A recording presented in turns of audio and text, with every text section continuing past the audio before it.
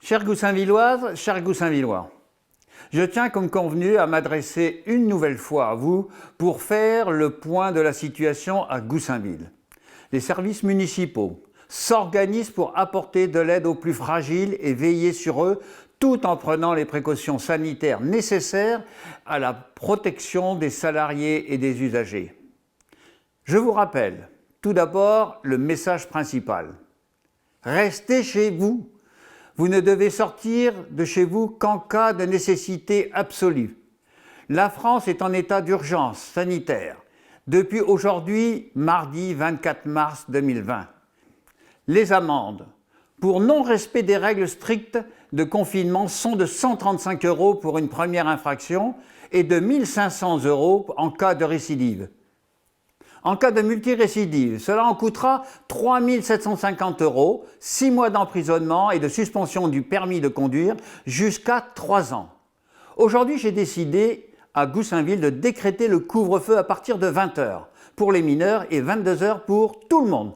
Le couvre-feu, lui, prendra fin à 6 h du matin. Tous les marchés de la ville, celui du centre-ville et celui des grandes bornes, sont fermés jusqu'à nouvel ordre, sur instruction du gouvernement. Les consignes de confinement seront appliquées avec la plus grande rigueur. Néanmoins, il n'est pas question de laisser sans aide les plus fragiles d'entre nous. Pour les plus précaires d'entre nous, le CCAS assure une permanence en lien avec le service social départemental. L'épicerie solidaire fonctionne à la Maison des Solidarités. Un service temporaire de douche est proposé aux sans-domicile sur orientation du CCAS et du service social départemental. Pour les personnes isolées répertoriées sont contactées par téléphone au moins 2 fois par semaine. Le CCAS peut procéder à une évaluation des besoins, mettre en place une aide aux courses de première nécessité, produits alimentaires, produits d'hygiène et de pharmacie, et orienter vers un médecin par téléconsultation si nécessaire. À la résidence Ambroise Croizat, les équipes ont été renforcées pour permettre les mesures de bio-nettoyage et renforcer la présence auprès des personnes âgées. Les règles de précaution sont régulièrement rappelées aux résidents. Le maintien du lien social est assuré dans le respect des consignes de confinement. La résidence Ambroise Croizat peut s'appuyer sur les médecins et les infirmières du CMS pour toute question médicale. Le service d'accueil pour les enfants des professionnels de santé, de la police et des pompiers est évidemment toujours opérationnel. Le portage des repas et la mise à disposition des moyens humains pour les personnes âgées, isolées, et ceux de la RAC concernant les médicaments et les produits de première nécessité, bien entendu.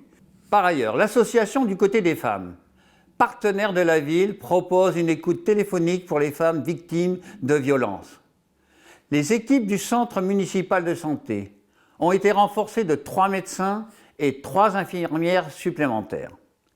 La période de confinement et de maladie, qui sera longue, peut-être éprouvante moralement, des numéros d'écoute sont publiés sur le site de la ville pour les familles, des malades, les parents en difficulté, les personnes isolées en détresse psychologique.